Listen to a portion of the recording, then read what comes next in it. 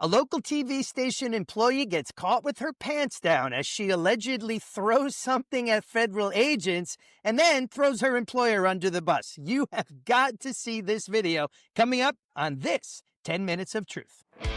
You're listening to Barrett and Baxa. Real stories, raw takes, and the slow, strange death of traditional media.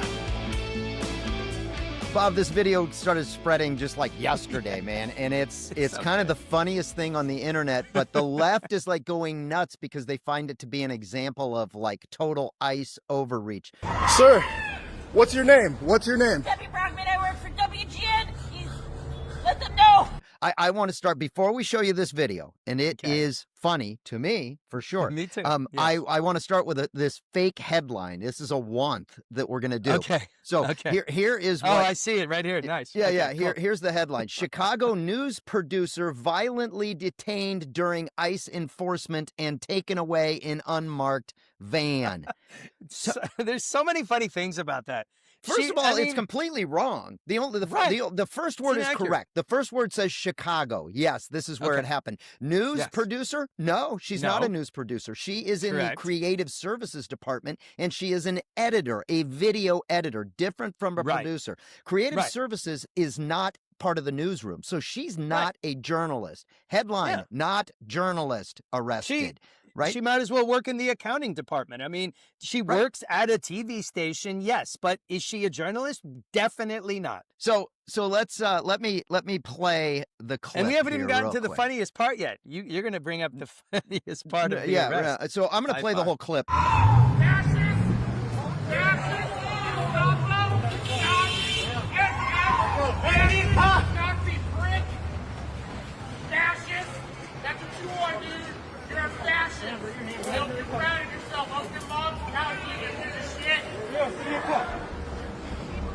Sir, what's your name? What's your name? Debbie Brockman, I work for WGN. Let them know. I got you. Yep. Debbie Browning?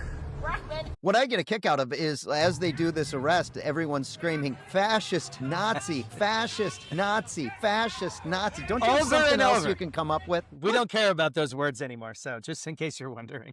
Look, they've lost all meaning. I've been pointing out on social media that the real crime here is at 22 seconds when he says, Sir, what's your name? What's your name? Debbie Brockman, I work for WGN. Sir, what's your name? That was a violent misgendering of this human being. Correct. Violence. That words are violence. How many times do we have to tell you people that not words are violence? Yes. Her name is Silence. Debbie. This is Debbie Brockman, okay? Correct. Debbie is not a Brockman, WGN. Last time I was arrested, I was young. I was working at IHOP, and I said, Steve Barrett, IHOP, let them know. International House of Pancakes, dishwasher, let them know. Debbie Brockman, I work for WGN. Let them know.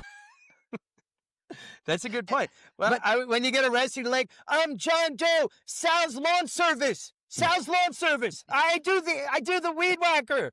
Sal's Lawn Service. Like, who cares that you work at WGN, you silly woman. So, Bob, if you go to the local Fox affiliate, they actually have a headline that is not all full of lies. And it says, what is that one? WGN news employee threw objects at Border Patrol agents.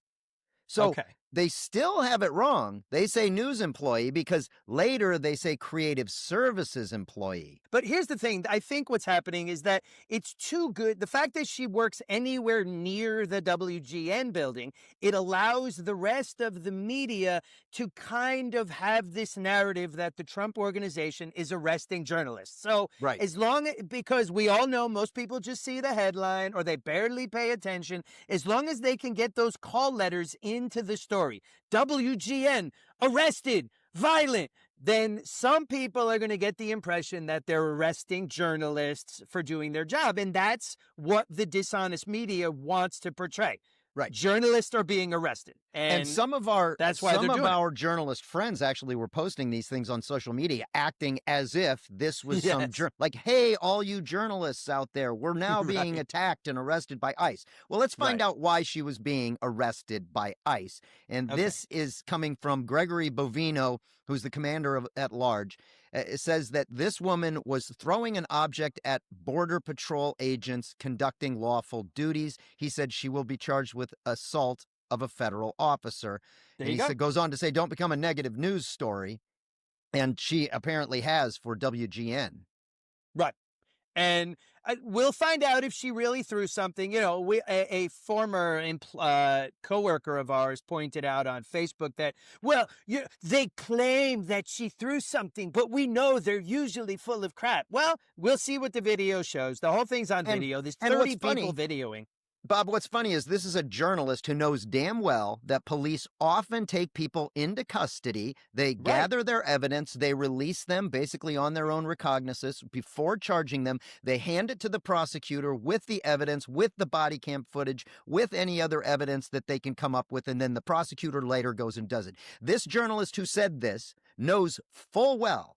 In fact, multiple journalists who know full well how law enforcement operates pretend like, oh, I don't know anymore. I forgot how law enforcement arrests work. It happens all the frickin' time. I've seen it a million times as a journalist, as an honest journalist. I've seen it a million times that you get arrested, detained, you get taken in, you get booked, they release you. Then later they come back and they charge you with the crime.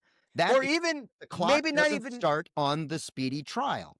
Right, exactly. You don't go straight to trial. But even less than that, how often in the heat of the moment do the cops not grab a bunch of different people, put them in handcuffs, sit them down on the curb, and then things start calming down and okay, this guy actually didn't do anything. Take the handcuffs off. You're free to go. This guy is getting arrested. This guy didn't do it. Like, that happens all the time. So to act like this, it's some huge breach of protocol to sit a person down for a few minutes, they're being detained while the cops figure out what happened. And if it turns out this person's totally innocent, a lot of times they're let go right there, and it never even makes it to charges. So I see nothing weird that happened here.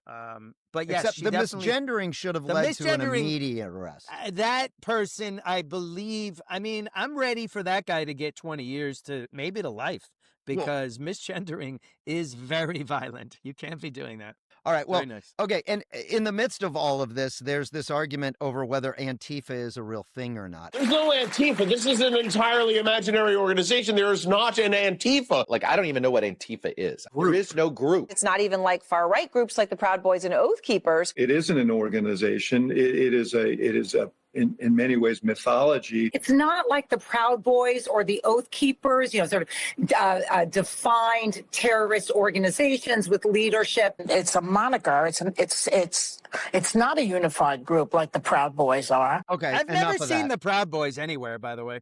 Never. Yeah, I don't know that there's a book there's not a book called the Proud Boys Handbook anywhere, but there is a book that you can get on Amazon. It's actually available on Amazon, and it is called the Antifa Handbook. Right. And let me read this about Antifa. This is good. It was just a little meme on the internet. It says, "We call ourselves the anti-bad guy squad, and we label our opponents the bad guys.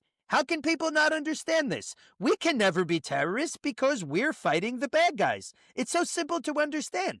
Everything we do is justified because of our name." And that's it right there. Do they have a president and a CEO and a corporate structure? No, nobody thinks that. But it is a group of affiliated people around the country that are far left agitators. They hate the United States. They hate They organize online. Yeah, they organize online. They hate everything about our country, and they want to burn it down. They are agents of chaos. And in Minnesota, the Attorney General seems to have posted that Antifa doesn't exist, while forgetting that he smilingly posted a picture of himself with the Antifa handbook. So the fact that there is no, nobody even knows what it is. Answer this. Why are they lying when it's so obvious that to everyone that they're lying? What is their motivation for saying there is no Antifa? Look, they got away with lying about Joe Biden's mental condition for all of those years. Let me give you a quote from Joseph Goebbels, or as the Reverend Al Sharpton calls him, Gurgle. He's on video calling him Gurgle. But Goebbels said, "A lie told one time remains a lie. A lie told 1,000 times becomes the truth." And that sums up right there the Democrat mindset. Antifa doesn't exist. They're media lapdogs, and they still haven't figured out that their days of controlling the narrative are dead. They're not coming back. We all know what the truth is now because we have the internet. And thanks to Elon Musk, we have X. And so no matter what the media say, we can immediately know that it's complete BS. Well, that's it for this episode of Barrett and Baxa. Like, subscribe, and do all that other stuff podcasts want you to do.